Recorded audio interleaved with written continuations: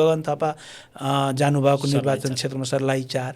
अब त्यहाँको तथ्याङ्कहरूले हेर्दाखेरि नेपाली काङ्ग्रेसलाई सहज छ गएको निर्वाचनमा।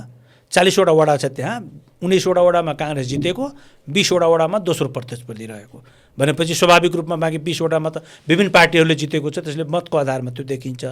काङ्ग्रेसभित्र जुन सर्लाहीमा 3-4वटा ग्रुप छ, सबै ग्रुप कन्सोलिडेट भएको छ। केन्द्रीय सभापति जाने भएपछि स्वाभाविक रूपमा हुने नै भयो होइन। त्यहाँ चाहिँ नि गगनजी नगएको भए पनि त्यहाँको रोचक हुनेवाला थियो होइन, किनभने त्यहाँ एकजना डाक्टर पिताम्बर कुशवाहा आउनुभएको छ, भेटनरी साइन्सको एकदम राम्रो प्रतिष्ठित ब्रिलियन्ट डक्टर हो। उहाँ चाहिँ उज्यालो नेपाल पार्टीबाट उठ्नु भएको छ। अब उहाँको चाहिँ नि उहाँको जुन जातीय आधार छ त्यो भोट ब्याङ्कको हिसाबले एकदम सब्सटेन्सिभ छ त्यो, त्यसले उहाँले रोचक बनाउनुवाला नै थियो त्यो निर्वाचनलाई होइन। अब अहिले चाहिँ परिस्थिति फेरियो, त्यसले गर्दाखेरि रोचक त हुन्छ तर धेरै मतलब गगन थापालाई धेरै अप्ठ्यारो हुन्छ त्यहाँ जित्नको लागि।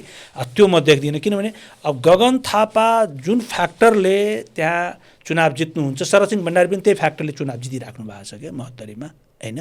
त्यो भनेको के हो भने काठमाडौँबाट गएको नेताहरू अथवा माधव नेपाल रौतहटमा जितिराखेको फ्याक्टरहरू त्यही हुन् के।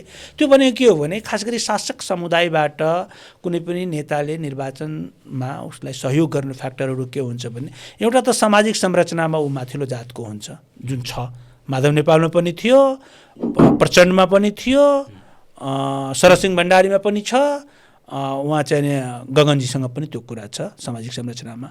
अर्को चाहिने काठमाडौँको पावर सर्कल जुन हुन्छ सत्ताको केन्द्र, त्यसमा एउटा राम्रो पहुँच भएको त्यो पनि उहाँसँग छ। र तेस्रो चाहिने आर्थिक पक्ष हुन्छ कि निर्वाचनमा जुन खर्चको तरिका हुन्छ, यो सबै कुरामा चाहिने अब गगनजीसँग सबै कुरा भएको हो होइन।